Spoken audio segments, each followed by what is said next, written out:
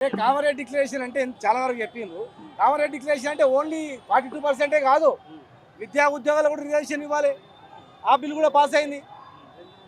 ఢిల్లీకి పంపించి ధర్నా చేసి చేతులు దులుపుకుంటే కాదు, పార్లమెంట్లో బిల్లు పాస్ అయ్యేంత వరకు ఈ 3 బిల్లులు విద్యా ఉద్యోగాలు రాజకీయ రిజర్వేషన్తో పాటుగా మీరు పార్లమెంటుకు అసెంబ్లీకి సంబంధం లేకుండా అనేక హామీలు ఇచ్చిండ్రు.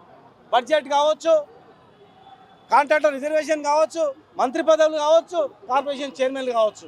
ఇలా ఏం చేయకుండా ఉట్టి జీవో ఇచ్చి, జీవో చెల్లదని చెప్పిన జీవో ఇచ్చి ప్రజలను మోసం చేసి మళ్ళీ ఉల్టా మీరే ధర్నాలు చేసి మీరే బంధులో పాల్గొనమంటే ఎట్లా నమ్ముతారు? ఇలా ధర్నా చట్టబద్ధత అంటే ఎక్కడ? పార్లమెంట్లో పెట్టాలి. పార్లమెంట్లో ఎవరు పెట్టాలి? ఎవరు కొట్లాడాలి? కాంగ్రెస్ కొట్లాడాలి, భారతీయ జనతా పార్టీ బీజేపీ ఆమోదం తెలపాలి. వీళ్ళిద్దరు అనుకుంటే ఒక 2 రోజులు అయ్యే పనికి ఇలా తెలంగాణ ప్రజల చెవుల్లో పువ్వు పెట్టి మేమందరం మద్దతు అంటే ఏమిటికి మద్దతు? బంధుకు మద్దతా? బంధుకు మద్దతు ఇస్తే సరిపోతుందా? మీరు చట్టబద్ధతతో ఇస్తామన్నారు, లక్కీ డీప్ వేసిర్రు, రిజర్వేషన్ ఖరారైనాయి, చాలామంది నామినేషన్ కూడా వేసిర్రు.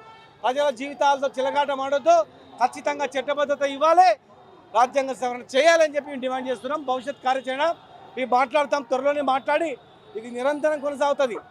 నిరంతరం మీరు ఇచ్చిన హామీ నిలబెట్టుకోవాలి, మీది బాధ్యత. ఎట్లా అని మమ్మల్ని అడగొద్దు. ఏ హామీ ఇచ్చిండ్రో అవి అమలు చేసే బాధ్యత మీది, చట్టబద్ధత కల్పించేది మీది. టీఆర్ఎస్ పార్టీ ఎప్పటి వరకు వెంటాడుతుంది.